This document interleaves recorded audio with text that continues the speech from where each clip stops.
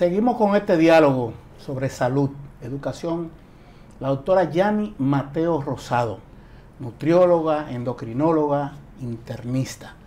Doctora, un endocrinólogo que además es nutricionista y que además es internista, ¿cuál es el valor y la ventaja para un paciente? Bueno, lo que pasa es que realmente nosotros cuando estudiamos para ser endocrinólogo tenemos que pasar primero por lo que es medicina interna, entonces ya no hacemos médicos internistas. Cuando yo la hice duré 4 años en esa especialidad y posteriormente entonces hice la de endocrinología y nutrición, que vienen las dos como quien dice en una, y eso me tomó 3 años más, o sea que para yo especializarme tuve que durar 7 años. Usted duró como 12 años estudiando. Podríamos decir que como 14, porque fueron 6 en la universidad, uno de pasantía, y cada día tenemos que estudiar más porque siempre hay nuevos avances. Porque además usted es catedrática y cuando un muchacho de eso le pregunta algo tiene que estar actualizada. Así es. Ay, mamacita, pero bueno, esa es la vida. ¿Qué tan efectivo es o son los procedimientos quirúrgicos llamados bariátrica, colocación de balón para disminuir la ingesta de alimentos? Hábleme un poco de esto para contrarrestar. ¿Se revierte diabetes con eso? ¿Se evita diabetes? Bueno, realmente tendríamos que ver el tipo de diabetes. Como te decía ahorita, la diabetes que son tipo 1, esos son por razones de que hay destrucción de la célula beta y eso ya no es reversible con nada. Pero en el caso de la mayoría de los pacientes que lo que tienen es una diabetes tipo 2, la mayoría de estos pacientes siempre están acompañada la diabetes de obesidad. Y en muchos de estos casos, esa obesidad es la que desencadenó lo que es esa diabetes. Y entonces en esos casos sí hemos visto que pacientes que son diabéticos, que se hacen una cirugía bariátrica, que pierden gran cantidad de peso, preferiblemente más de un 15% de su peso, en comparación a antes de la cirugía, logran revertir la diabetes. Y pudiéramos decir que puede ser curatoria. Por eso es que, por ejemplo, pacientes que tengan mucho riesgo, no hablamos en sí el término per se de cirugía bariátrica, sino como cirugía metabólica, porque la finalidad de esa cirugía es revertir la diabetes, la hipertensión, la estatosis hepática, porque esa obesidad es la que está desencadenando la condición.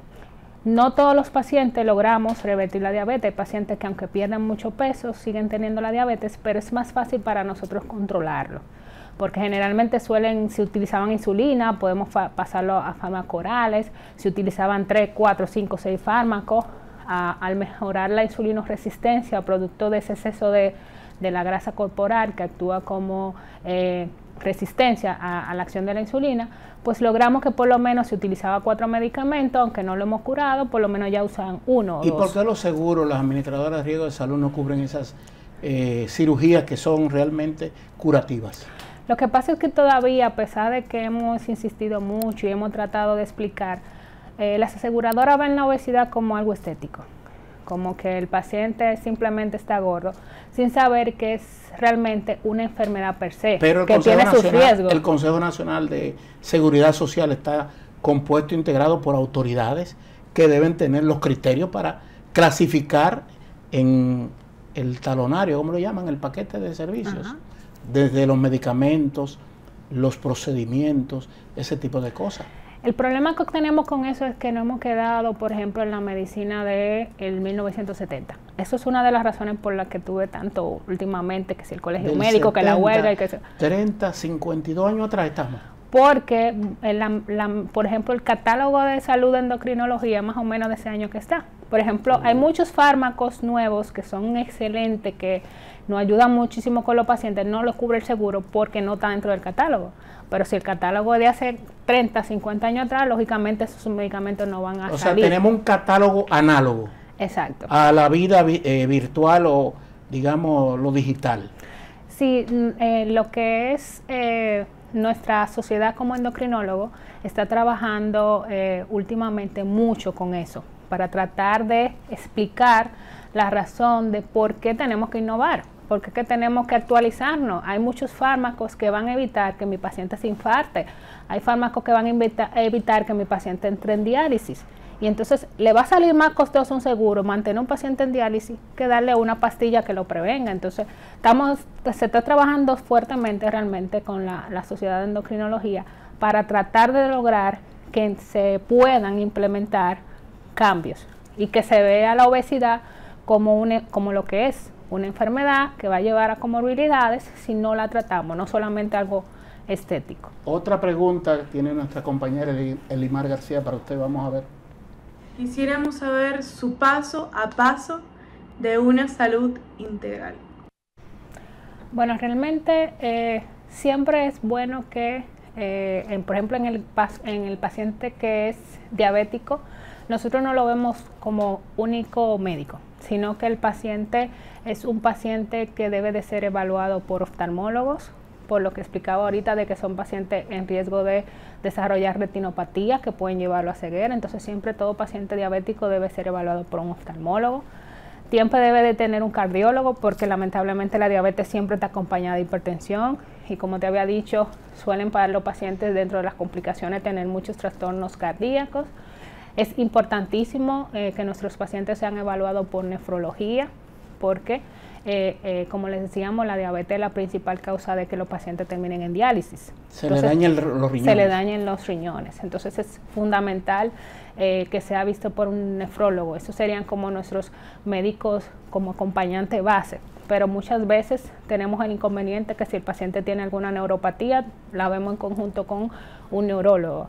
A veces tienen problemas de lo que es pie diabético y tenemos entonces que acompañarnos de podólogos, de cirujanos, porque hay que hacer cura. Vamos a decir, una escala de órganos que necesariamente serán dañados por la diabetes. ¿Cuáles son los órganos que comienzan a dañarse y los más expuestos a eso? Sí, son los que te iba mencionando de nuestros compañeros que nos ayudarían en los pacientes. Los órganos que llamaríamos blancos de la diabetes, que con más frecuencia suelen dañarse, serían los que se afectan por la microvasculatura, o sea, por lo que llamamos las complicaciones microvasculares o microangiopáticas, como también se le llama. A donde no llegan arterias, sino venas. No, lo que tenemos son arteriolas, vénulas, son vasitos capilares muy chiquititos. Sí. Como por ejemplo ocurre en el ojo. La primera complicación microvascular que va a presentar un paciente es la retinopatía diabética. Lo primero que comienza a dañarse el ojo. Por eso es que esos pacientes cuando tienen esa azúcar súper alta dicen, ay doctora, no estoy viendo bien, estoy viendo borroso. Porque uno de los principales órganos que se daña es la retina del ojo o el globo, el globo ocular, porque también podemos tener cataratas en estos pacientes, por ejemplo. Otro órgano es los riñones, en lo que llamamos la nefropatía diabética, y los nervios, en lo que llamamos la neuropatía diabética. Muchas veces cuando tenemos un paciente que le diagnosticamos una nefropatía o le diagnosticamos una neuropatía, estamos casi seguros de que probablemente ya tiene la retinopatía, porque la primera que aparece es esta. Si bien es cierto, esto es lo más común que veamos, la que realmente más nos preocupa serían las complicaciones macrovasculares. ¿Por qué? Porque es más fácil que se nos muera un paciente de un infarto, por ejemplo. Y entonces esas arterias que ya son de más gran tamaño, que son de un calibre mayor, eso es lo que llamamos complicaciones macrovasculares cuando se obstruyen. Y son las que nos llevan a tener infarto agudo al miocardio o a tener accidentes cerebrovasculares, lo que llaman los infartos, los pacientes trombosis, ¿verdad? Entonces son condiciones que afectan la calidad de vida del paciente. Imagínense un paciente joven, 50 años, que se queda en cama porque le dio una trombosis. Entonces, es por esto que es tan importante nosotros poder controlar al paciente y en aquellos que tienen riesgo aumentado de hacer esas complicaciones macrovasculares, por utilizar fármacos que hayan demostrado que son seguros cardiovascularmente o que disminuyan riesgo de hacer eventos de este tipo.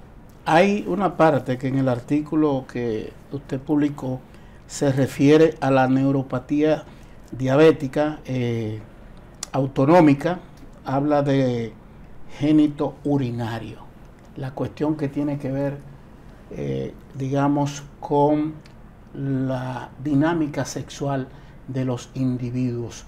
En el hombre y en la mujer, ¿cómo opera esa parte? El hombre necesita de la sangre para llenar los vasos cavernosos. La hembra, ¿en qué le puede afectar esa parte? En las mujeres no vemos realmente tanto impacto en la parte de lo que es la esfera sexual en comparación con lo que es el hombre, por lo mismo que tú dices.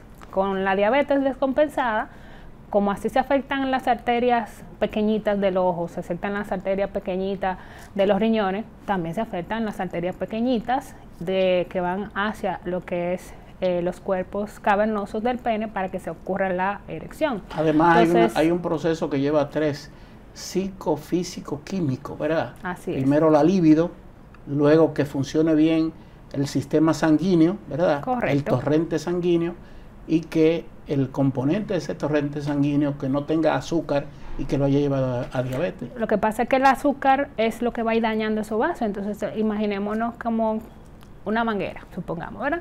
Si yo tengo algo que impida que pase el flujo del agua por ese lado, pues no voy a tener al final lo que quiero ver, el agua salir. Sí, claro. Entonces, eso es lo que pasa, como se dañan los vasos, producto de lo que es esa glicemia sostenida que va destruyendo porque lleva a daño celular, a daño de ese endotelio, pues entonces no llega la suficiente cantidad de sangre que permita que se pueda obtener lo que es una adecuada erección, y por eso el paciente se vuelve con una disfunción eréctil. Por las etnias o razas, como la gente le llama, amarillo, negro, blanco, mulatos, mestizos, ¿dónde hay mayor propensión a diabetes? Realmente las razas que tienen más riesgo de desarrollar diabetes son los pacientes afroamericanos. Nosotros como latinos nosotros como latinos entramos dentro de los pacientes que tienen riesgo de desarrollar diabetes, y los américos asiáticos generalmente son las poblaciones que más frecuentemente tienen una asociación a lo que es la diabetes. O sea, los blancos no tienen tanto. No tienen tanto, pero ya estamos viendo en la actualidad que realmente cualquier persona puede tener riesgo, y más si en su familia hay personas que ya tuvieron la enfermedad. O sea, si mi papá era diabético, si mi mamá era diabética, si mi abuelo era diabético, si mis tíos eran diabéticos, pues yo tengo mucha probabilidad de hacerme diabética también. Ahora, eso no quiere decir que el que no tenga familiares diabéticos no lo pueda hacer, porque recuerda que te dije que si bien es cierto hay un componente genético, un componente familiar, también hay un componente ambiental de lo que comemos. O sea, yo puedo tener personas que no tengan a nadie en su familia diabética, pero comen de manera inadecuada y hacen la diabetes. Cada entidad, cada individuo tiene un componente biológico, tiene una forma de procesar lo que ingiere, tiene una forma de reaccionar, pero hay, digamos que, fórmulas generales. ¿Cuáles son 3 pasos que una persona debe de dar para tratar de prevenir diabetes si no tiene una predisposición genética? Lo más importante para prevenir la diabetes es nuestra alimentación. O sea, las personas tienen que adoptar lo que son hábitos saludables, alimentos que sean bajos en azúcares simples. No es que quitemos los hidratos de carbono, porque recuerden que, por ejemplo, al principio de la entrevista decíamos que el cerebro sin azúcar no funciona, sino que lo que tenemos que adoptar son hidratos de carbono complejos. ¿Cuáles son esos? Los víveres, las ensaladas, las frutas, los cereales integrales preferiblemente, ¿verdad? Y dejar a un lado todo lo que sea azúcar agregada. Por ejemplo, las comidas rápidas, los snacks, los jugos, los refrescos, los dulces, los postres, ¿verdad? El arroz. El arroz se puede comer, lo que pasa es que lo tenemos sacrificado, como bien dice, crucificado, pero lo importante del arroz es la forma en que lo cocemos y lo que le agregamos a ese arroz y la cantidad que nos comemos. O sea, no es lo mismo arroz, habichuela, carne, grasa. No es lo mismo que nos comamos una porción, una tacita de arroz, que nos comamos 5 cucharones de arroz, lógicamente, que eso no va a subir muchísimo la glicemia. Además, cuando ese arroz le echamos ese tico, que siempre le encanta a la gente, eso aumenta también más el riesgo. Pero si llevamos una alimentación a base de lo que son granos enteros, que son las ensaladas, las carnes, es preferible consumir las carnes que sean magras, como el pollo, como el pavo, como los pescados. Sin el cuerito, como dicen. Sin ese cuerito tan peligroso que hay, porque eso aumenta el riesgo de aumentar lo que son los valores de colesterol y enfermedades cardiovasculares. Y mover el cuerpo. Eso es fundamental. No solamente tenemos que llevar una dieta saludable, también tenemos que hacer actividad física. ¿Por qué? Porque esa actividad física es lo que va a permitir que nosotros estemos constantemente quemando esos alimentos que estamos ingiriendo, además de que la actividad física mejora la función de la insulina. Yo voy a dejar que sea usted misma que diga dónde ofrece sus servicios, porque es tan larga la lista. Yo no sé cómo lo hacen los médicos, aquellos de que en casa de herrero, cuchillito de palo. Los médicos tienen un problema, muchos se descuidan de la salud, olvidan que el activo fundamental de la vida es la salud. Diga dónde usted está trabajando, ese multipluripicoteo. Bueno, yo asisto a lo que es Sendoe, que es un centro relativamente nuevo, pero que realmente hemos visto que está llegando muchísimos pacientes. Ese es el que opera en la avenida Luperón. Correcto. El centro médico, ¿cómo se llama? Centro Médico de Obesidad y Especialidades. Sí. Allí yo voy lunes, los martes y los jueves. También voy al Centro Médico Bellas Artes, los lunes en la tarde y los miércoles. Y en el Centro Médico Luperón también. Pero a nivel público, yo voy al Hospital Félix María Goico y Secano. En el Centro de Neurocardiología, Secano. Y trasplante. Ajá. Y trasplante, pero además da clase. Ah, sí, también. Yo soy docente en INTEC de lo que es la materia de bioquímica en el área de grado, y en el área de posgrado doy las materias de fisiopatología, tanto nutricional, tanto 1 y 2, en la maestría de nutrición. Agradezco mucho su tiempo, lo mismo que nuestro televidente seguro, porque ha venido a compartir conocimiento. Eso es invaluable, es muy apreciado, de verdad. Muchas gracias y mucha salud. Igual, gracias a ti por invitarme. Muchas gracias. Un placer. A ustedes, ya ven, nos vemos en una próxima entrega de su programa Influyentes con Geomar García.